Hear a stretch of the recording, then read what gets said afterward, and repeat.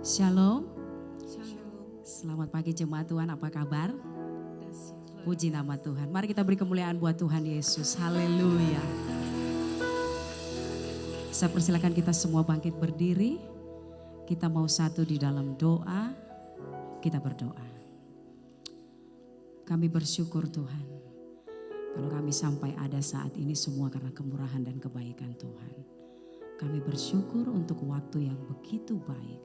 Sehingga kami boleh datang di tempat ini untuk meninggikan dan memuji dan memuliakan Tuhan. Engkau berkati kami semua yang ada Tuhan. Biarlah kami datang yang penuh dengan beban berat. Kami pulang membawa sukacita daripada Tuhan. Engkau berkati hamba-Mu yang akan menyampaikan isi hati-Mu Tuhan. Sehingga apa yang disampaikan dapat mengubahkan setiap hidup kami. Hidup kami semakin hari dibaharui. Sehingga semakin serupa dengan Tuhan. Terima kasih Tuhan. Apabila ada roh yang tidak suka dengan ibadah kami. Kami sepakat hati mau usir kuasanya di dalam nama Yesus. Roh Kudus, kami buka hati kami. Datang di dalam setiap hati kami. Bebaskan hati kami untuk memuji dan memuliakan nama-Mu. Terima kasih Tuhan. Di dalam nama Tuhan Yesus kami buka ibadah ini.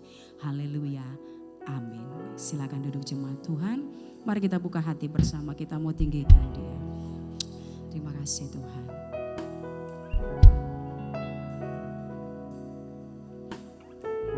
Terima kasih.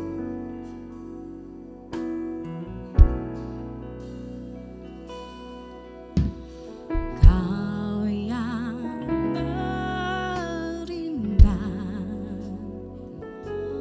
di dalam hidup ini. Tiada Allah Tuhan yang seperti Engkau, besar perkasa penuh kemuliaan. Katakan Engkau yang termanis, Kau yang termanis di dalam hidup ini. Ku cinta Kau lebih dari segalanya.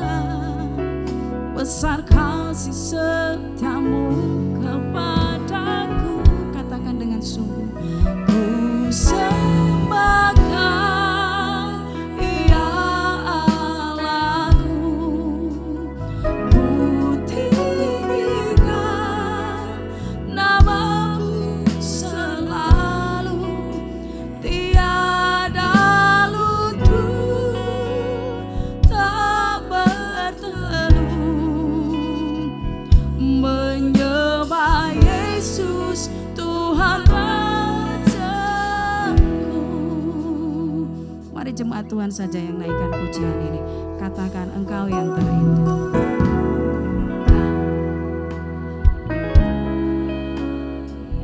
Amin Tuhan.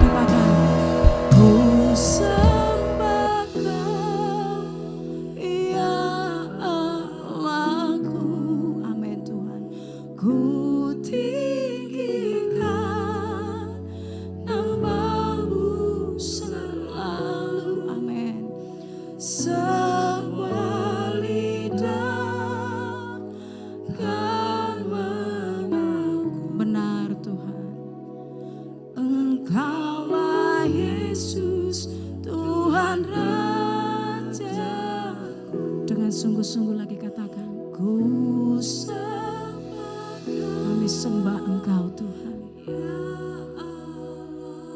Amin. Ku tinggikan nama-Mu selalu, tiada lutut tak bertemu, menyembah Yesus Tuhan Rajaku, ku sembah Kau ya Allahku. Amin Tuhan. Ku tinggikan nama-Mu. Amin. Ya Tuhan. Semua lidah kan mengaku, Engkaulah Yesus Tuhan Raja. Engkaulah Yesus. Engkaulah Yesus Tuhan Rajaku. Dengan iman katakan, Engkaulah Yesus Tuhan Rajaku. Mari kita sembah Tuhan. Kami sembah, Kau yang kami tinggikan. Haleluya. Mari kita angkat suara kita. Kita mau tinggikan Dia, sebab hanya Dia yang layak dipuji dan disembah. Engkau Allah yang berkuasa ke setiap hidup kami Tuhan. Haleluya.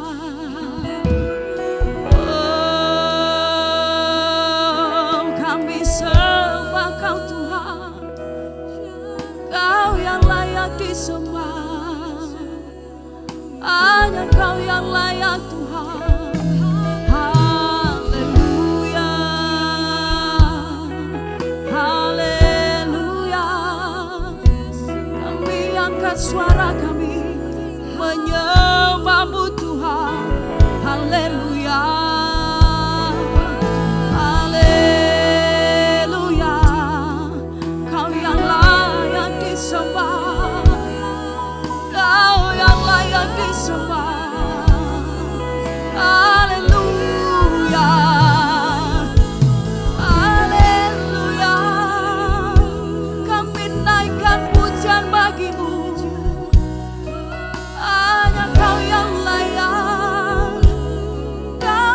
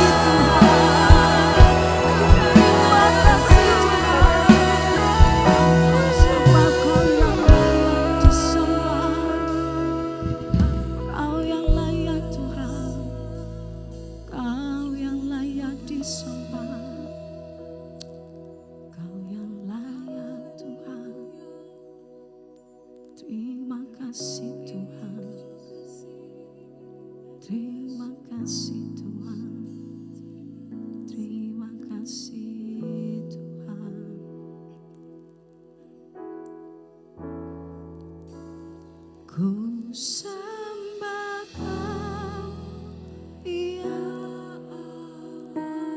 Amin Tuhan.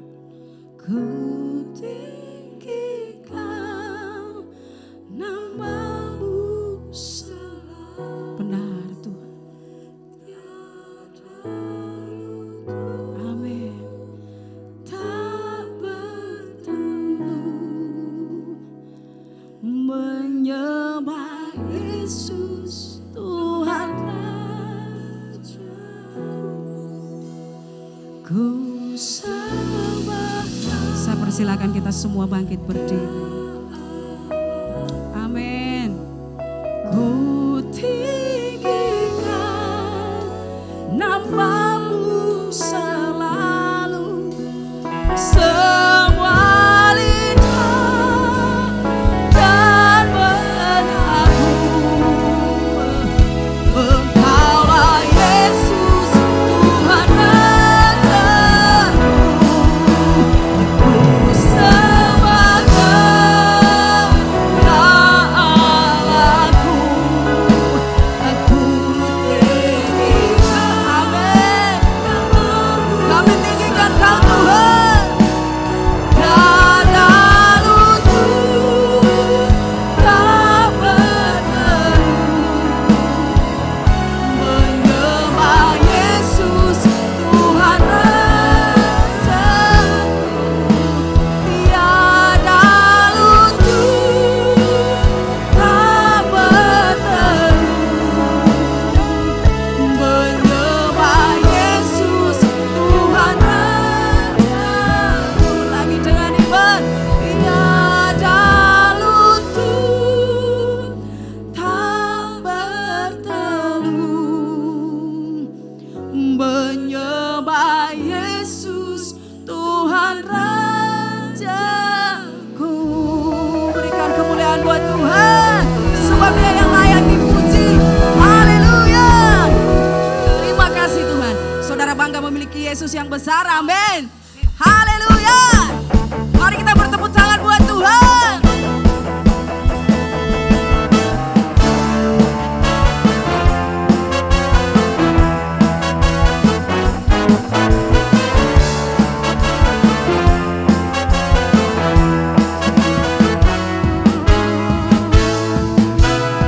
Katakan kuasa-Mu nyata Tuhan. Kuasa-Mu nyata dalam ciptaanmu. Kasih-Mu, kasih-Mu nyata dalam perbuatanmu. Ajaib dan perkasa, besar dan mulia. Tak ada Tuhan seperti Kau Yesus. Lagi katakan. Kuasa-Mu nyata dalam ciptaanmu. Amin. Kasih-Mu nyata dalam perbuatanmu. Ajaib dan perkasa, besar dan mulia. Tak ada Tuhan seperti Kau Yesus. Ku bangga memilikimu. Ku ada menyembahmu selamanya. Kaulah Tuhan di hidupku. Nama-Mu masyhur terbaik, berkuasa atas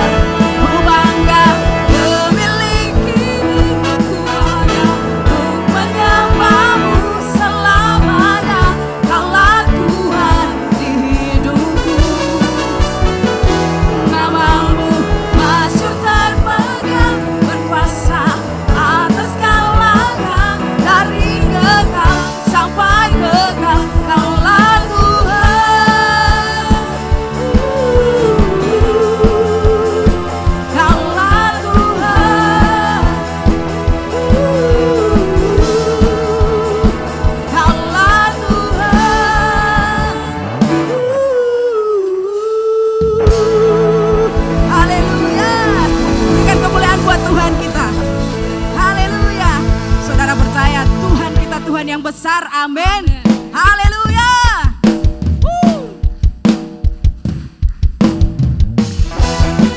Terpujilah Engkau Tuhan.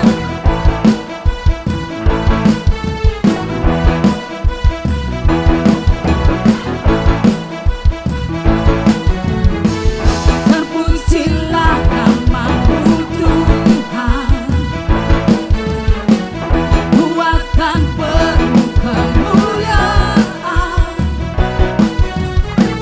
Satu suara kami nyatakan, kebesaran-Mu tetap selamanya. Terpujilah nama-Mu Tuhan. Ajaib dan penuh keagungan. Satu hati kami nyatakan, kerajaan-Mu kekal lamanya. Oh, oh, oh. Engkaulah Raja atas dunia, yang menghancurkan kutuk dan membebaskan jiwa. Kami bersorak, bertepuk tangan. Engkau Tuhan percaya dan memberitahu untuk selamanya. Terpujilah nama-Mu Tuhan.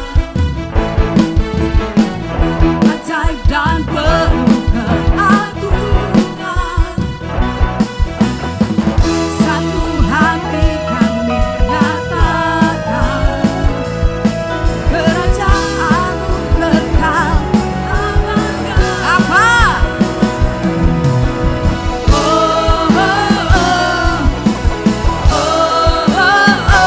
Engkaulah Raja atas dunia, yang menghancurkan kutuk dan membebaskan jiwa. Kami bersorak, bertepuk tangan. Engkau Tuhan percaya dan memberitahu untuk Engkaulah Raja atas dunia, yang menghancurkan kutuk dan membebaskan jiwa. Kami bersorak, bertepuk tangan.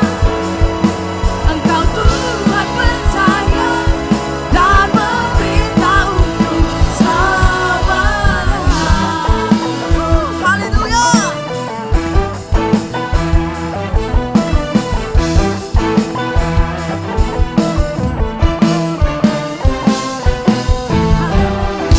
Berikan sorak-sorai buat Tuhan kita. Haleluya. Terima kasih Tuhan. Terima kasih. Silakan duduk jemaat Tuhan.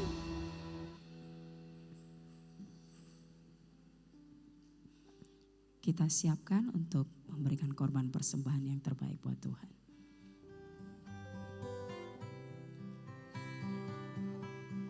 Mohon perhatiannya untuk ibadah doa bersama setiap hari Senin, Rabu, dan Kamis, ibadah kaum wanita, ibadah doa Jumat, dan ibadah Pranyut ditiadakan.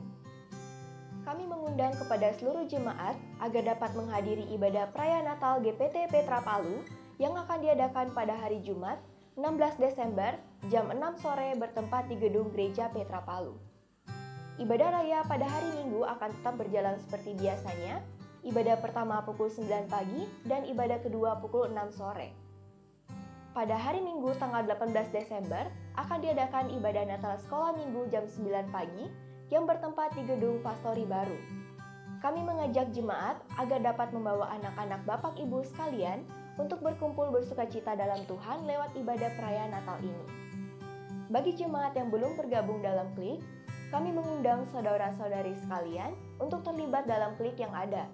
Melalui klik ini, kita akan saling mendoakan, menguatkan, dan bertumbuh dalam kebenaran firman Tuhan. Bagi jemaat yang ingin bersaksi, dapat terlebih dahulu menghubungi nomor yang tertera pada layar. Sekian pengumuman yang dapat kami sampaikan. Tuhan Yesus memberkati. Ya, puji nama Tuhan, itu sedikit ada tambahan. Nanti tanggal 16 Desember yang kita merayakan Natal bersama, jemaat Tuhan yang membawa mobil kemungkinan, ada garis bawah kemungkinan, nanti jemaat boleh parkir di Mary Glow. Yang membawa mobil di parkiran Mary Glow, yang membawa motor boleh parkir di depan gereja. Kalau misalnya ini kemungkinan masih kemungkinan, nanti akan diarahkan oleh panitia. Itu saja pengumuman. Mari kita siapkan hati kita untuk diisi dengan kebenaran firman Tuhan. Terima kasih Tuhan.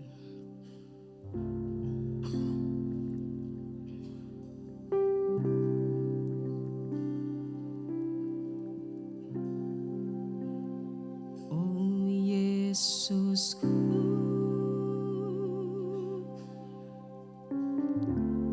Engkaulah Raja damai. Kau turun ke dunia. Amin. Selamatkan manusia. Katakan, oh Yesusku. Oh Yesusku.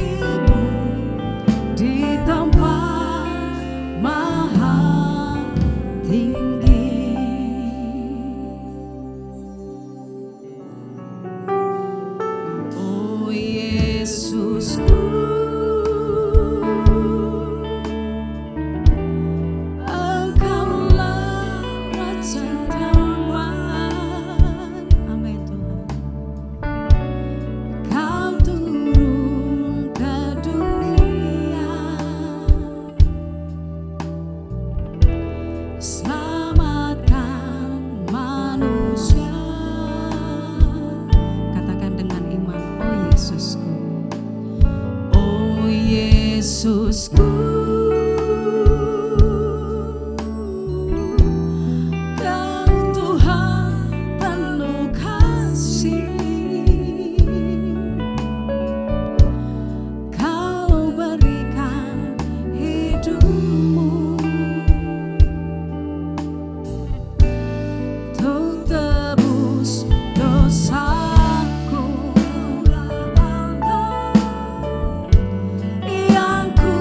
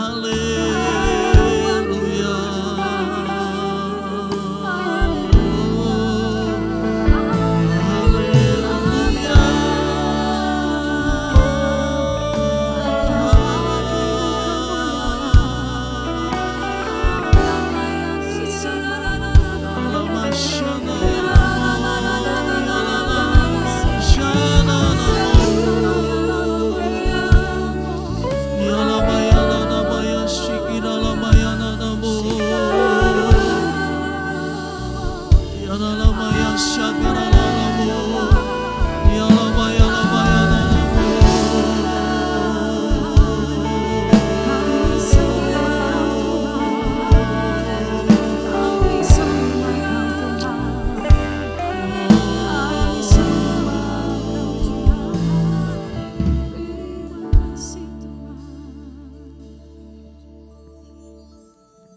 ada Tuhan di tempat ini bukan kebetulan. Tetapi kami ada semua karena rencana Tuhan, anugerah Tuhan dalam kehidupan kami. Tidak ada yang kebetulan di dalam kehidupan kami. Dan biarlah Roh Kudus-Mu mengurapi setiap kami. Bahkan hamba-Mu yang akan berbicara Tuhan. Tuhan mengurapi. Biarlah seluruh isi hati Tuhan dinyatakan di tengah-tengah kami pada pagi hari ini Tuhan. Berfirmanlah Bapa di tengah-tengah kami ya Tuhan. Biarlah melalui kebenaran-Mu kami semakin mengenal Tuhan. Kecintaan kami akan firman-Mu semakin luar biasa di dalam setiap kehidupan kami. Terima kasih ya Bapa di sorga. Mari Engkau berfirman di tengah-tengah kami. Di dalam nama Tuhan Yesus Kristus. Setiap kita yang percaya sama-sama katakan amin. Sekali lagi tepuk tangan bagi Tuhan kita. Silakan duduk kembali Bapak Ibu yang dikasihi Tuhan. Selamat pagi. Shalom. Puji Tuhan. Kalau belum ada shalom belum lengkap saudara ya. Dan saya percaya saudara segar pagi hari ini, amin. Ya, sekalipun mungkin ada beberapa yang bagadang tadi ya. Dan mungkin jagoannya kalah, tapi tetap semangat saudara, amin. Ya, saudara tetap semangat, amin. Amin, puji Tuhan. Nah Bapak Ibu Saudara, pagi hari ini kita akan sama-sama belajar sesuai dengan tema dari GPT Petra se-Indonesia, yaitu berserah. Saudara yang dikasihi Tuhan, satu kata yang paling penting dalam kehidupan kekristenan kita, saudaraku yang dikasihi Tuhan. Dan kenapa berserah ini saudaraku sangat penting, Bapak Ibu Saudara yang dikasihi Tuhan, karena kalau kita membaca dalam kebenaran firman Tuhan, mari kita akan buka di dalam Amsal pasal yang ketiga, ayat yang kelima sampai dengan ayat yang ketujuh. Dalam Amsal pasal yang ketiga, ayat yang kelima sampai yang ketujuh, di situ dikatakan percayalah kepada Tuhan dengan segenap hatimu dan janganlah bersandar kepada pengertianmu sendiri. Akuilah di dalam segala lakumu, maka ia akan meluruskan jalanmu. Janganlah engkau menganggap dirimu sendiri bijak. Takutlah akan Tuhan dan jauhilah kejahatan. Nah saudaraku, di era modern ini seringkali Bapak Ibu Saudara kita menemukan bahwa kita banyak melihat orang-orang saudara yang dikasihi Tuhan. Secara tidak langsung kita melihat mereka bahwa mereka seringkali banyak bukan lagi berserah, bukan lagi bersandar kepada Tuhan. Tetapi seringkali saudaraku yang dikasihi Tuhan kita menemukan bahwa orang-orang saudaraku mereka menggunakan kekuatan mereka sendiri. Nah saya percaya bahwa kenapa Alkitab mengatakan demikian, bahwa saudara akuilah dia dalam segala lakumu, maka ia akan meluruskan jalanmu dan janganlah bersandar kepada pengertianmu sendiri. Nah seringkali saudaraku yang dikasihi Tuhan bahwa banyak orang mengandalkan kepintaran mereka. Banyak orang saudaraku yang dikasihi Tuhan bukan sebenarnya mereka mengandalkan Tuhan. Bukan sebenarnya mereka berserah kepada Tuhan. Tetapi lebih banyak mereka karena mereka berpikir mereka pintar, mereka punya potensi, mereka punya talenta, maka saudara yang dikasihi Tuhan, mereka seringkali tidak menyadari bahwa mereka mengandalkan kekuatan mereka. Mereka seringkali mengandalkan kepintaran mereka, akal mereka, saudara yang dikasihi Tuhan. Bukan berarti bahwa saudaraku yang dikasihi Tuhan, bahwa akal pengetahuan itu bertentangan dengan iman. Sekali lagi tidak akan bertentangan. Tetapi saudara kita harus tahu bahwa iman itu harus di atas akal kita. Ya, harus di atas pengetahuan kita. Saudara yang dikasihi Tuhan. Nah, kalau orang Kristen mengandalkan ini, Bapak Ibu Saudara yang dikasihi Tuhan, maka yang terjadi dalam kehidupan mereka seringkali ada ketakutan, keputusasaan. Bahkan rasul sekelas Paulus pun saudara yang dikasihi Tuhan pernah mengatakan dia kehabisan akal. Jangan saudara berpikir bahwa wah, Paulus ini tidak ada pendidikan, Paulus ini tidak pintar, Paulus ini salah satu rasul yang saudaraku smart, saudara yang dikasihi Tuhan. Ya, dia sangat pintar. Tetapi ada satu saudaraku yang dikasihi Tuhan, waktu dia katakan, coba kita lihat. Dalam 2 Korintus 4 ayat 8 dan 9, ini pengakuan Rasul Paulus sendiri. Di dalam kehidupannya, dia katakan, dalam segala hal kami ditindas, namun tidak terjepit. Kami habis akal, perhatikan, habis akal saudara yang dikasihi Tuhan. Paulus habis akal namun tidak putus asa. Kami dianiaya namun tidak ditinggalkan sendirian.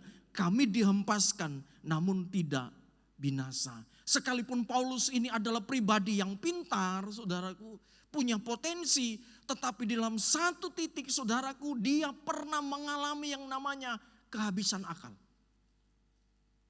Dia pernah mengalami saudaraku, dia tidak tahu lagi harus berbuat apa.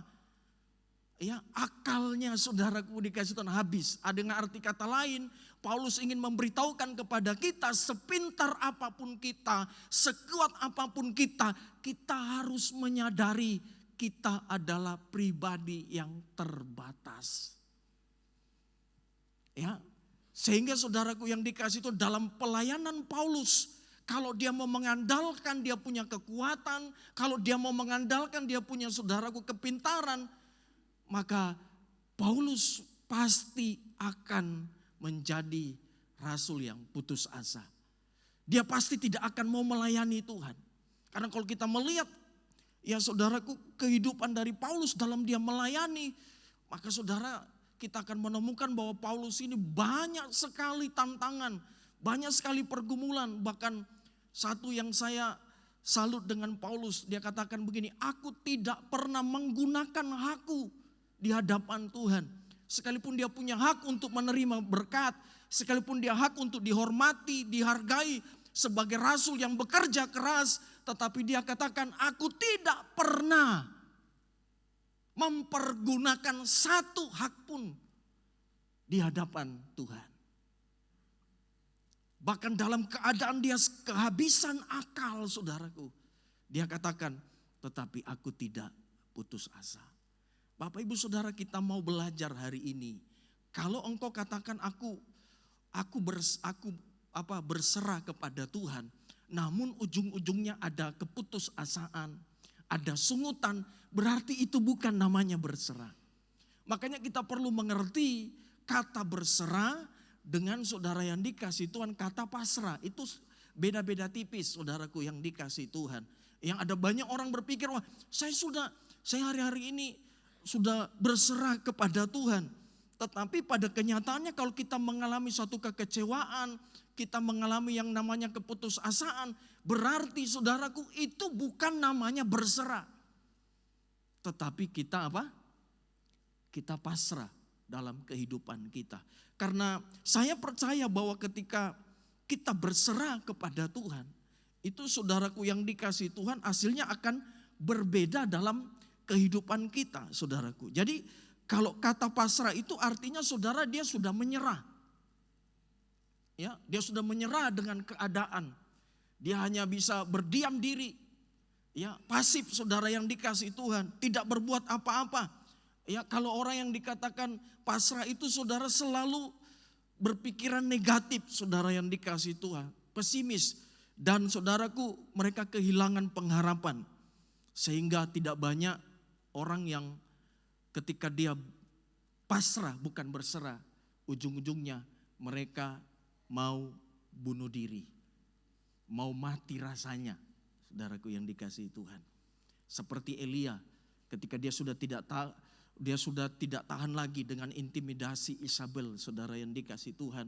Maka dia katakan, aduh Tuhan, tidak ada lagi orang-orang yang bisa mendukung aku. Dan dia katakan, lebih baik aku tidak ada di dalam dunia ini. Nah itu kata-kata yang sudah pasrah. Ketika kita mengatakan sesuatu yang seperti Elia pasrah, maka bukan iman yang timbul dalam kehidupan kita. Tetapi justru akan semakin hari akan membawa kita bahkan tenggelam di dalam yang namanya stres. Kita akan semakin frustasi dan ujung-ujungnya kita akan bersungut-sungut di hadapan Tuhan. Tetapi ketika kita berkata berserah, saudaraku yang dikasihi Tuhan, artinya itu turut mengikuti kehendak Tuhan dalam hidupnya. Ya, jadi orang yang berserah kepada Tuhan itu tidak pasif, tidak tinggal diam, saudaraku. Tetapi saudaraku yang dikasihi Tuhan, mereka akan tetap terus mengerjakan kehendaknya Tuhan. Ya, makanya saudaraku, kalau kita berbicara tentang percaya, ya, itu Bapak Ibu Saudara tidak lepas daripada yang namanya ketaatan. Ketika saudara menyelidiki kata percaya, itu saudara akan menemukan banyak arti percaya, ya. Di dalamnya banyak mengandung saudara arti-arti yang luar biasa. Bukan cuma berbicara tentang keyakinan, tetapi ketika orang Kristen dikatakan dia percaya kepada Tuhan, itu bukan cuma diselamatkan oleh Tuhan. Bukan cuma jaminan kita adalah sorga, bukan cuma berkat jasmani, tetapi ketika kita dikatakan percaya kepada Tuhan, maka namanya integritas kita, sesuatu yang tidak terlihat di dalam kita, karakter-karakter kita itu pasti diubahkan, saudara. Jadi kata percaya atau kata iman itu, saudara yang dikasihi Tuhan, bukan cuma mengundang mujizat terjadi dalam kehidupan kita. Tetapi kata percaya itu ketika orang betul-betul mendalami dan mengamini, mengalami kata percaya itu dalam hidupnya, maka ada sesuatu perubahan di dalam hidupnya. Ya, pasti dia akan menjadi orang Kristen yang pertama muda, saudara, bukan muda, minta maaf. Dia akan menjadi orang Kristen yang dapat dipercaya oleh Tuhan. Ya, dia akan menjadi orang Kristen yang jujur. Kalau orang Kristen sudah tidak dapat dipercaya manusia, jangan harap mau dipercaya oleh Tuhan. Jangan bicara iman lagi kalau kita tidak jujur di hadapan Tuhan. Jangan bicara iman lagi kalau kita tidak bisa dipercaya oleh Tuhan, saudara.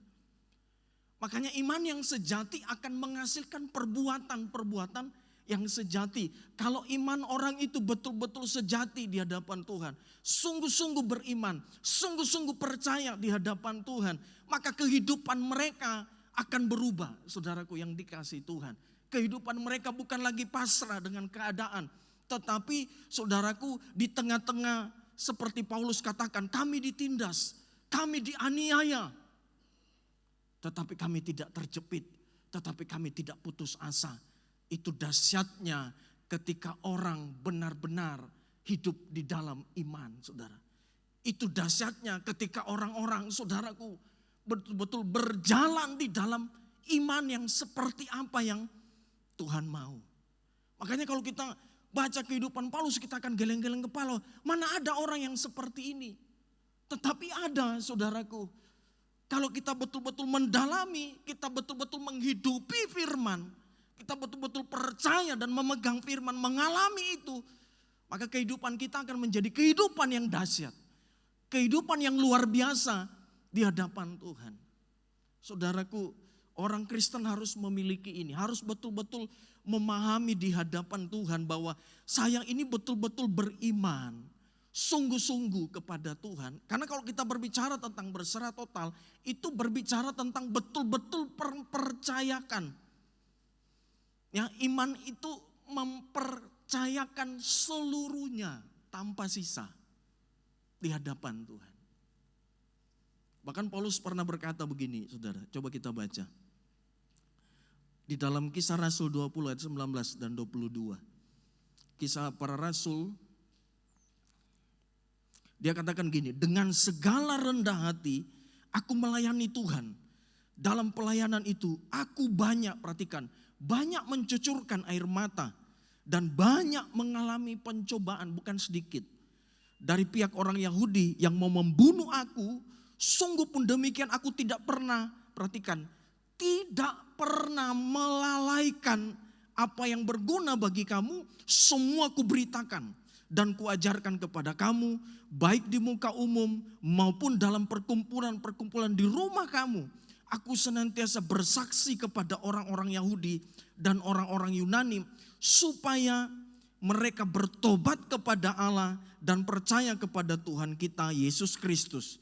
Tetapi sekarang sebagai tawanan roh, perhatikan, aku pergi ke Yerusalem dan aku tidak tahu apa yang akan terjadi atas diriku. Paulus memberitahukan kepada kita bahwa dia adalah tawanan daripada Roh Kudus.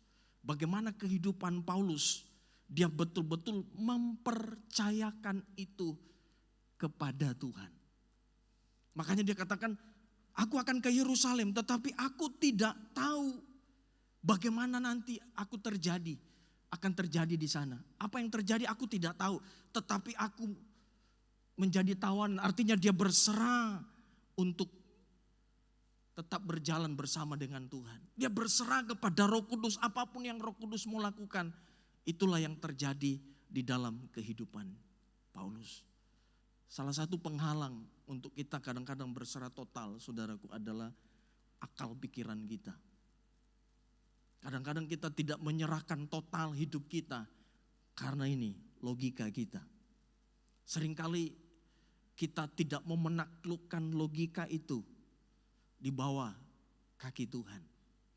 Ya, kalau hari-hari ini kita, bukan berarti saya memberitahu ke saudara bahwa tidak usah pakai logika, tidak, saudara yang dikasih Tuhan. Tetapi logika kita, akal kita harus saudara ditundukkan dengan yang namanya iman kita di hadapan Tuhan.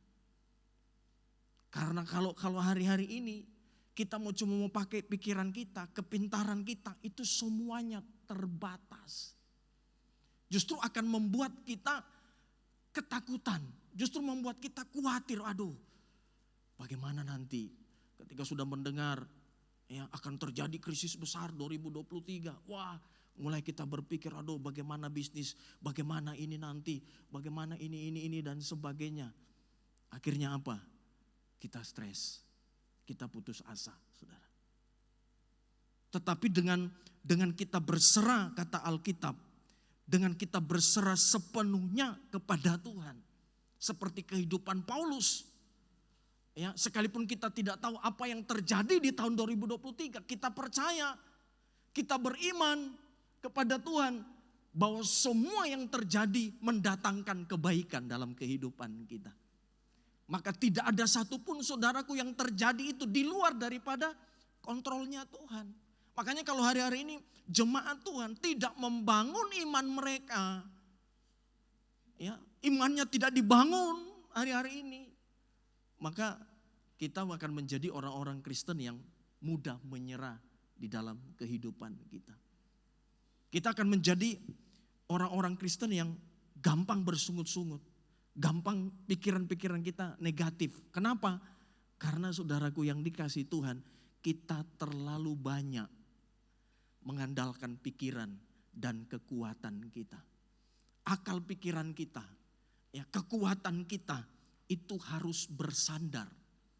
Artinya betul-betul berserah total kepada Tuhan. Tidak ada satupun saudaraku yang dikasih Tuhan di akhir zaman ini yang akan luput yang namanya krisis. Kalau Alkitab mengatakan kepada kita bahwa segala sesuatu saudaraku akan digoncangkan. Seperti saudaraku, saudara tahu pasti yang namanya mercusuar ya saudara. Yang ada di pulau-pulau biasa saudara yang dikasih Tuhan. Tugasnya apa saudaraku? Itu tugasnya mengarahkan kapal. Ketika kapal sudah tidak tahu arah, ya ketika kapal tidak tahu lagi kemana dia harus pergi saudaraku. Dan seringkali ketika kapal mengabaikan saudaraku, ya tanda daripada mercusuar itu, maka kapal itu akan menabrak karang dan dia akan karam. Saudara, suatu saat seorang jenderal memimpin sebuah kapal, saudaraku, untuk berlatih perang di tengah lautan. Tiba-tiba badai begitu dahsyat menghantam mereka. Dan kapten pun, jenderal ini pun tidak tahu harus mau bagaimana. Tiba-tiba dari kejauhan dia melihat sebuah sinar lampu. Dan dia berpikir itu adalah kapal. Dan dia melihat bahwa posisi kapalnya ini akan bertabrakan dengan lampu itu. Dan dia mengatakan, cepat kasih kabar ke sana bahwa dia harus ke minggir, ya, dia harus ke utara. Tetapi tiba-tiba suara dari mercusuar itu melalui radio, dia katakan bahwa tidak, kamu harus ke selatan. Wah, jenderal ini, kamu enggak tahu siapa saya. Saya ini jenderal, kamu harus taat sama saya. Dia bilang, saya ini penjaga menara. Kamu harus ke selatan, kalau tidak kapalmu akan menabrak karang. Wah, dia kaget, wah ternyata penjaga ini dia tahu bahwa wah ini penting. Nah, demikian juga Tuhan dalam kehidupan kita. Seringkali kita bertentangan. Seringkali kita ngotot di hadapan Tuhan. Wah, saya lebih benar, saya lebih tahu, saya lebih ini dan sebagainya. Kita harus kembali lagi kepada firman Tuhan. Jemaat Tuhan harus kembali lagi kepada tuntunan Roh Kudus, apa yang Dia mau. Secara, kalau saudara baca dari kehidupan Abraham, itu luar biasa saudara. Coba kita baca dalam Roma pasal 4 ayat 18 dan sampai 22, di situ dikatakan begini ya, Roma 4 ayat 18 dan 22. Ya, bisa ditayangkan? Saya akan baca terjemahan bahasa Indonesia sehari-hari. Ini sangat bagus saudara. Ya, saudara bisa baca terjemahan baru, tapi saya akan baca dalam terjemahan bahasa sehari-hari. Maka ketika Allah memberitahu Abraham bahwa ia akan memberinya seorang putra yang akan menurunkan suatu bangsa yang besar, Abraham percaya kepada Allah meskipun janji itu nampaknya mustahil terpenuhi.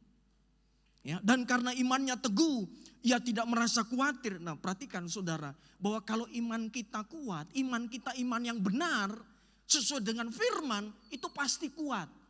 Ya, tidak merasa khawatir mengenai kenyataan bahwa pada usia 100 tahun, ia sudah terlampau tua untuk menjadi seorang ayah. Dan bahwa Sarah istrinya pada usia 90 tahun juga sudah terlalu tua untuk melahirkan anak. Perhatikan, tetapi Abraham tidak pernah bimbang. Ia percaya kepada Allah, imannya tumbuh semakin teguh dan ia memuji Allah atas berkatnya itu. Bahkan sebelum berkat itu diterima, ia benar-benar yakin bahwa Allah dapat melakukan segala yang dijanjikannya.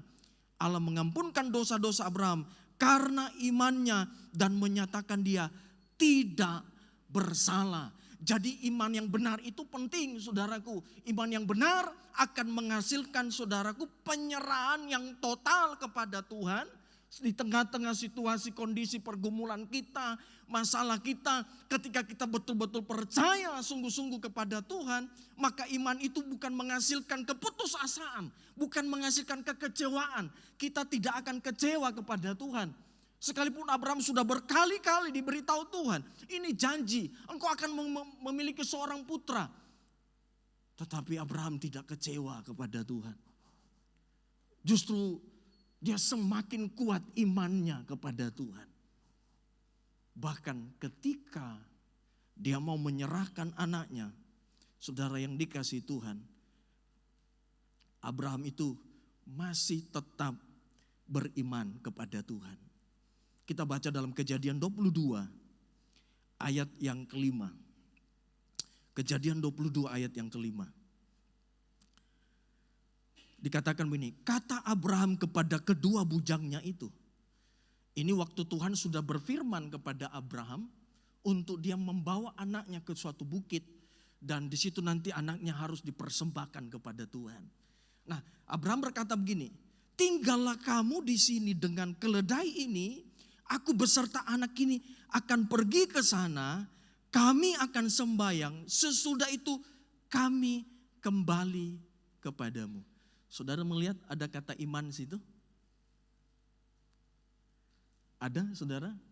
Dikatakan di situ saudaraku bahwa Abraham akan pergi ke bukit itu bersama dengan Ishak. Seharusnya Abraham berkata begini, saudaraku, kami akan sembahyang. Sesudah itu, kalau dikatakan kata kami ini berarti saudara lebih daripada satu orang.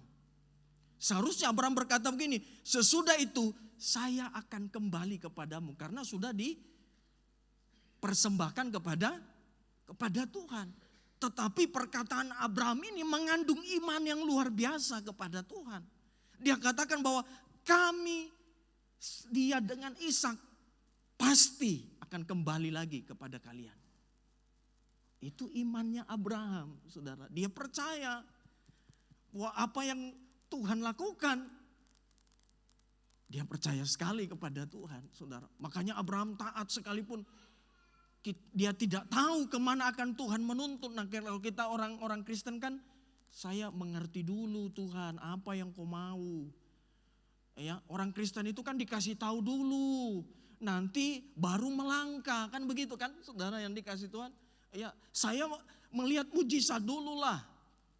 Kalau Tuhan tolong ya saya percaya, kalau tidak saya nggak percaya. Itu bukan iman, itu maman. Ya kan? Itu bukan iman. Kalau Abraham jalan dulu, waktu engkau jalan Tuhan akan nyatakan itu dalam hidupmu. Tuhan butuh langkah awalmu. Melangkah dulu saudara yang dikasih Tuhan. Engkau melangkah dulu, percayalah bahwa langkah pertamamu akan Tuhan beritahu apa yang akan dia lakukan di dalam hidupmu. Waktu Petrus ditantang, semua murid tidak ada yang mau, cuma Petrus yang mau. Waktu Petrus keluar dari perahu, baru dia melihat apa? Mujizat. Baru dia bilang, bisa juga ya saya jalan di atas air. Tapi jangan praktik saudara ya. Kalau tidak disuruh Tuhan, tenggelam nanti. Apalagi kalau di Talise sana, banyak buaya. Apalagi buaya darat, lebih banyak di sana. Ya, jangan saudara ya. Jadi Bapak Ibu Saudara, Tuhan butuh langkah kita. Jadi Abraham ini dalam keadaan di zona nyaman, di tanah Ur sana, saudara, tanah Ur Kasdim. Dia bapaknya kaya, dia hartanya banyak. Nah saudara bisa bayangkan Alkitab bilang satu tempat. Mungkin kalau Abraham tinggal di Oti tidak muat Oti saudara, hartanya. Banyak, burung waletnya banyak saudaraku. Ya, sampai bilang dengan Lot, kita tidak bisa sama-sama, harta kita banyak. Tapi puji Tuhannya Abraham tidak bergantung dengan hartanya. Terus Tuhan bilang, Abraham keluar dari tanah Ur. Mau kemana Tuhan? Tuh keluar saja dulu. Aduh, ini kan repot saudara. Kalau kita dikatakan Tuhan, percaya saja, melangkah saja. Aduh Tuhan, apa yang Tuhan mau dulu? Tidak, melangkah saja, percaya saja. Wah, ini kadang-kadang susah untuk manusia, saudara. Ya, karena manusia itu pada umumnya selalu meminta apa? Bukti dulu Tuhan. Bisakah masalahku diselesaikan oleh Tuhan? Tuhan butuh tindakanmu hari ini. Kalau engkau memulai melangkah, saudara yang dikasih Tuhan, saya percaya Tuhan pun akan melangkah. Orang-orang yang dahsyat di dalam Alkitab bukanlah orang-orang yang saudaraku yang dikasih Tuhan punya potensi yang luar biasa.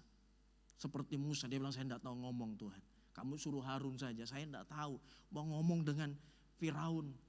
Jangankan dengan Firaun, orang-orang di sekitar saja dia tidak bisa terlalu ngomong. Apalagi mau bicara dengan Firaun, bicara dengan bangsa Israel. Tetapi Musa taat, Daud pun seperti itu. Semua orang berani melangkah, saudara yang dikasih Tuhan. Sekalipun kita tidak tahu apa yang akan Tuhan mau lakukan. Tetapi kita percaya bahwa setiap apa yang Tuhan lakukan, itulah yang terbaik. Pasti yang terbaik dalam kehidupan. Abraham tidak akan menjadi bapak orang percaya kalau dia masih tinggal di tanah Ur. Petrus tidak akan bisa mengalami mujizat berjalan di atas air ketika dia tetap tinggal di dalam perahu. Engkau tidak akan pernah melihat mujizat, engkau tidak akan pernah melihat kebesaran Tuhan. Dan sebenarnya Tuhan mau engkau mengalami ini, engkau mau mengalami mujizat, mengalami kemenangan. Engkau tidak akan pernah bisa mengalami itu kalau hari ini engkau tidak memiliki iman, engkau tidak berserah total kepada Tuhan. Nah Bapak Ibu Saudaraku,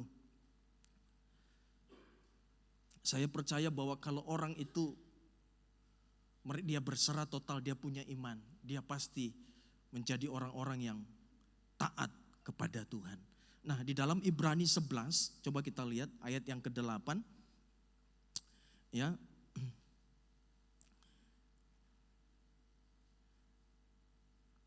Dikatakan begini, Abraham saya akan baca dalam terjemahan sehari-hari. Abraham mempercayai Allah dan ia menaatinya.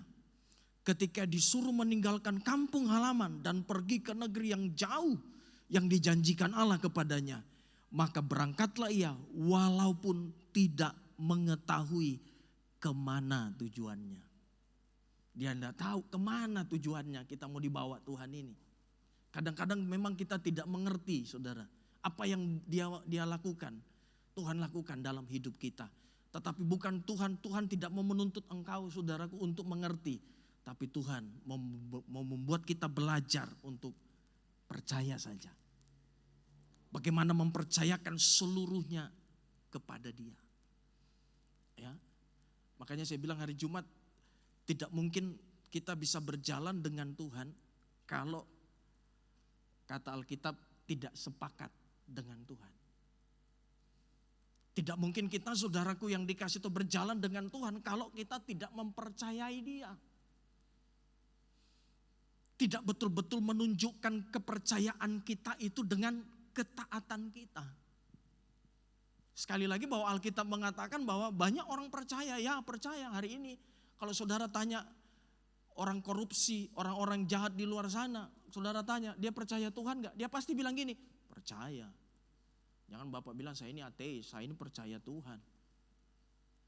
Tetapi saudaraku, percayanya mereka tidak membawa dampak perubahan dalam hidup mereka.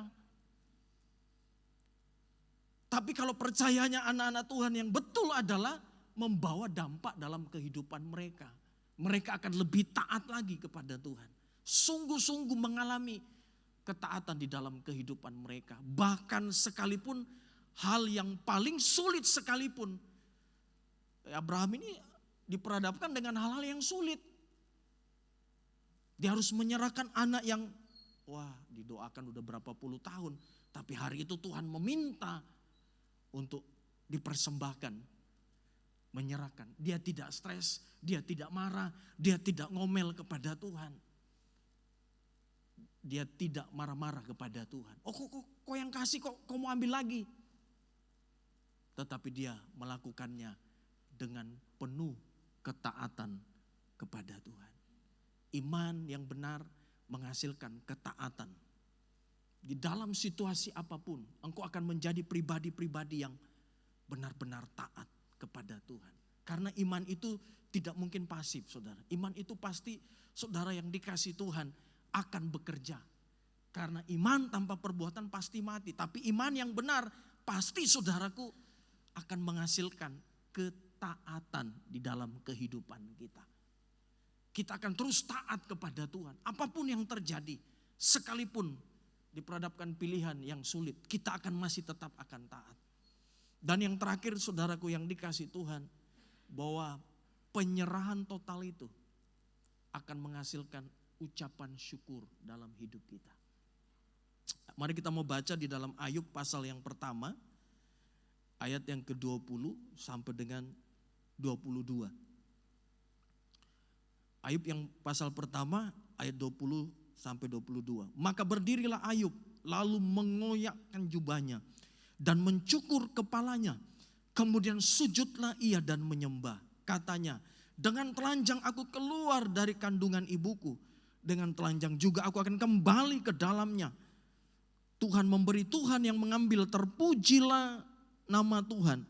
Dalam kesemuanya itu Ayub tidak berbuat dosa dan tidak menuduh Allah berbuat yang kurang patut. Kita buka juga dalam Ayub 2 ayat 8 dan 10. Ya, saya akan baca dalam terjemahan sehari-hari. Ayub mengambil sekeping beling untuk menggaruk-garuk badannya sambil duduk di atas abu. Maka berkatalah istri Ayub kepadanya, masih jugakah engkau tetap saleh, padahal Allah telah menimpakan semua malapetaka ini ke atas dirimu? Kutukilah Allah lalu matilah. Tetapi Ayub menjawab, engkau berbicara seperti perempuan yang tidak mengenal Allah. Apakah hanya hal-hal yang menyenangkan saja yang mau kita terima dari Allah, sedangkan yang tidak menyenangkan tidak mau kita terima? Maka dalam keadaan sedemikian itu pun Ayub tidak berdosa melalui perkataannya. Dua-dua suami istri sama-sama menghadapi persoalan yang sangat berat. Tapi kalau mau bilang lebih berat itu Ayub. Kenapa? Karena Ayub ini udah kehilangan anak, harta, ditimpakan penyakit lagi. Istrinya masih sehat.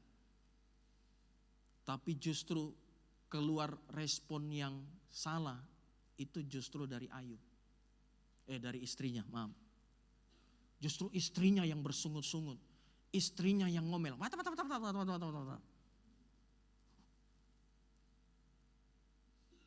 Istrinya sudah putus asa melihat keadaan situasi. Dan suatu kali nanti, saya tidak minta-minta saudara. Kita akan diperhadapkan dengan masa yang sulit. Kita akan kehabisan akal. Tidak ada lagi yang kita bisa andalkan. Tidak ada lagi yang kita bisa harapkan kecuali yang di atas. Tetapi ada satu hal yang Tuhan sangat rindu terjadi dalam hidup kita, yaitu respon yang benar. Kalau engkau pasrah, responmu pasti tidak benar. Tapi justru ketika engkau mengatakan aku berserah seperti Ayub, responmu akan benar di hadapan Tuhan. Tuhan tidak tertarik dengan apa yang kita hadapi, tetapi Tuhan tertarik dengan respon kita. Sikap kita itu yang Tuhan tertarik. Apakah ada ucapan syukur? Apakah kita masih mempercayai Tuhan? Bahkan dalam situasi yang kayaknya saya tidak mungkin lagi mau bisa berdoa. Kayaknya sudah tidak mungkin lagi saya mau pergi ibadah. Kayaknya sudah tidak mungkin lagi saya mau melakukan firman. Tetapi kita mengambil satu keputusan, tidak seperti Ayub. Karena semua apa yang aku miliki adalah milik Tuhan. Dan apa yang Tuhan beri, Dia juga punya hak untuk mengambil dalam kehidupan kita. Sekali lagi saya mau tekankan kepada saudara, bahwa semua apa yang kita punya hari ini, itu adalah milik Tuhan. Kepunyaan Tuhan. Jadi kalau Dia yang memiliki suatu kelak nanti, Dia punya hak juga untuk mengambil semuanya. Bahkan termasuk nafas hidup saya. Jadi hari-hari ini Tuhan melihat respon kita. Adakah ucapan syukur? Mungkin kita bilang, wah nanti dapat ini, dapat itu, baru kita ucapan syukur. Tidak saudara. Tapi justru dalam keadaan yang tidak baik. Justru keadaan yang membuat kita dongkol, stres. Justru disitulah ucapan syukur kita naik di hadapan Tuhan. Pernah satu kali saya melayani seorang yang sakit. Dan dia tidak bisa bersyukur. Dan saya katakan begini, justru dalam keadaan seperti ini, kalau kita bersyukur, itulah ucapan syukur yang benar. Dalam keadaan tidak baik, kalau baik saudara keluar sana, orang-orang yang tidak kenal Tuhan pun, saudara kalau diberkati, semuanya berjalan dengan baik, pasti dia bilang apa? Saya juga mengucap syukur, berterima kasih. Tetapi apa yang membedakan? Kita bersyukur bukan karena keadaan. Kita bersyukur karena Dia ada di dalam kehidupan kita senantiasa. Kita bersyukur karena ada Tuhan. Kita bersyukur karena Dia pasti ada. Dia pasti menyertai. Dia pasti melakukan yang terbaik dalam kehidupan kita. Ya, kita bersyukur karena itu saudaraku yang dikasihi Tuhan. Makanya Ayub berdiri dan mengatakan Tuhan yang punya semuanya. Fokus ucapan syukurnya Ayub bukan kepada penyakitnya, bukan kepada keadaannya, tapi fokus ucapan syukur Ayub adalah kepada Tuhan. Dia yang punya. Akhirnya imannya Ayub bangkit, saudara. Dia berserah dan bisa melewati semuanya itu. Makanya kita cek kembali dalam hidup kita. Saya ini pasrah atau berserah? Kalau pasrah hasilnya tidak baik.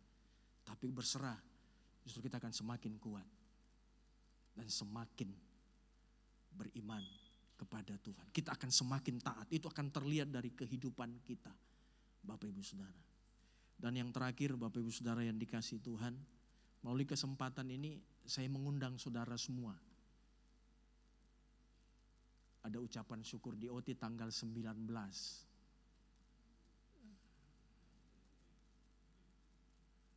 Jam 10:30 siang. Ya.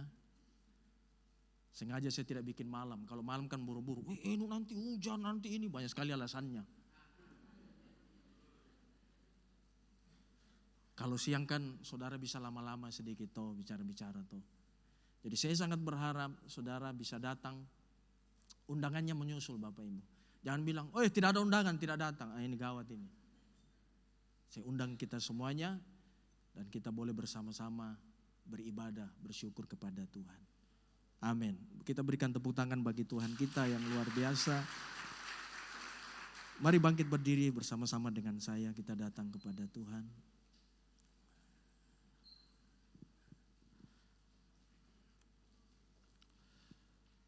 Terima kasih Tuhan.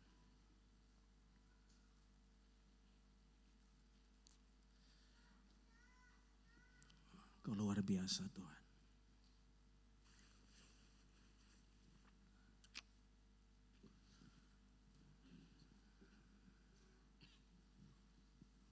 Biar kami tetap terus berserah dalam kehidupan kami. Kalau hari ini Tuhan menemukan ada yang ngomel, ada yang stres Tuhan, ada yang khawatir, ada yang takut. Mari ganti pasrah itu menjadi berserah kepada Tuhan. Karena kami tahu pertolongan-Mu tidak pernah terlambat dalam kehidupan kami. Kami percaya kami punya Bapa. Yesus pernah berkata kepada murid-muridnya, Bapa mana yang kalau anaknya minta roti dia kasih ular? Itu tidak pernah. Bahkan Bapa yang jahat pun tahu memberi yang terbaik kepada anaknya. Dan hari ini kita punya Bapa yang baik. Bapa yang tidak pernah berubah kemarin, hari ini, dan sampai selama-lamanya. Mari kembali. Kau percaya kepada Tuhan. Bukan setengah, tapi seluruhnya. Tuhan mau engkau menyerahkan semuanya kepada Tuhan hari ini. Dan engkau akan melihat apa yang akan Dia lakukan di dalam hidupmu. Terima kasih. Terima kasih. Mari angkat pujian ini bersama-sama. Bukan dengan kekuatanku. Amin. Ku dapat jalani hidupku tanpa Tuhan yang di sampingku. Ku tak mampu sendiri. Engkaulah kuatku. Engkaulah kuatku. Yang menopangku. Ku pandang wajah-Mu dan berseru, pertolonganku datang dari-Mu. Peganglah tanganku, jangan lepaskan. Kaulah harapan dalam hidupku.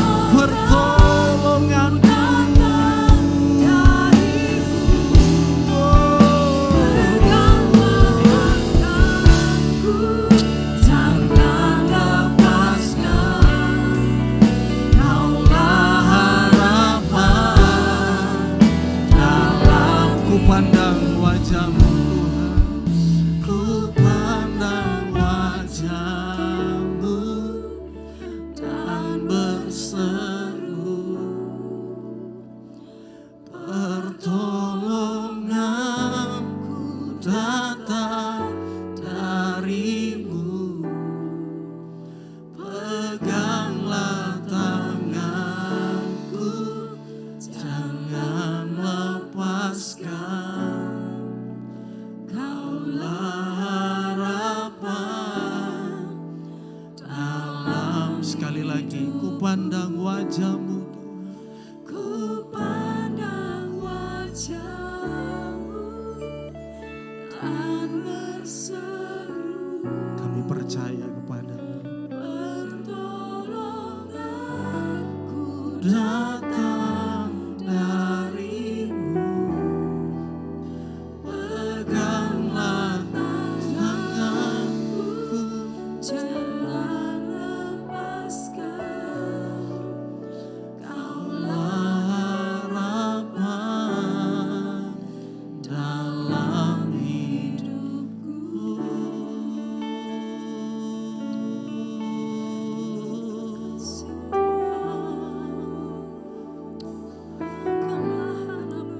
Biarkan kekuatan Tuhan turun atas hidupmu sekarang. Angkat tanganmu, tambah tanda engkau berserah di hadapan Tuhan.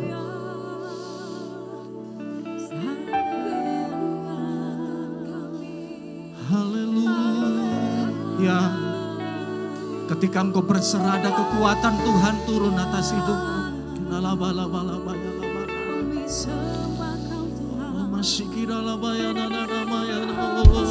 Mungkin engkau tidak tahu mau berbuat apa lagi.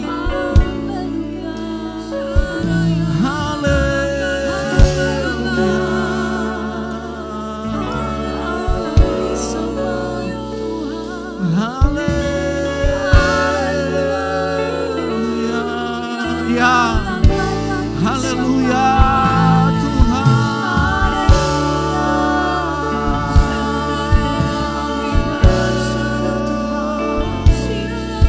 Haleluya, haleluya. Aku percaya aku akan melihat mujizat. Aku percaya.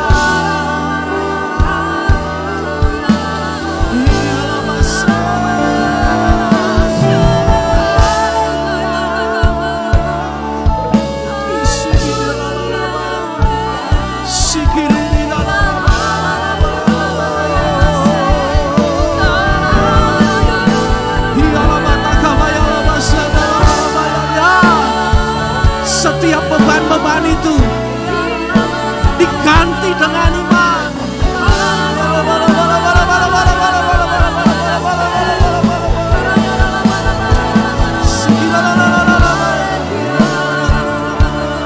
Yang lemah kuatkan Tuhan, yang lemah kuatkan Tuhan.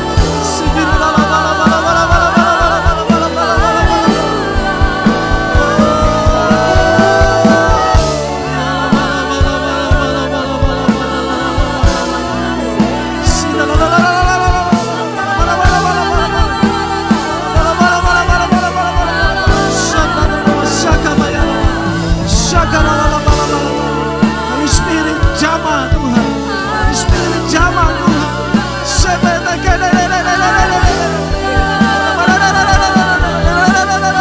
Spirit jamah Tuhan.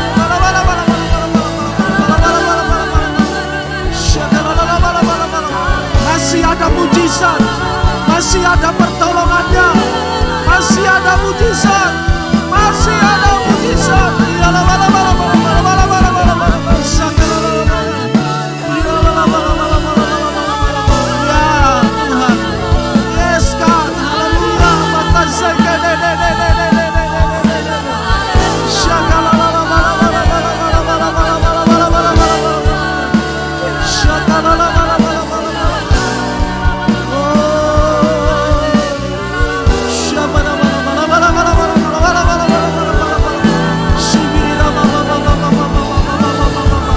Pastikan engkau berserah hari ini.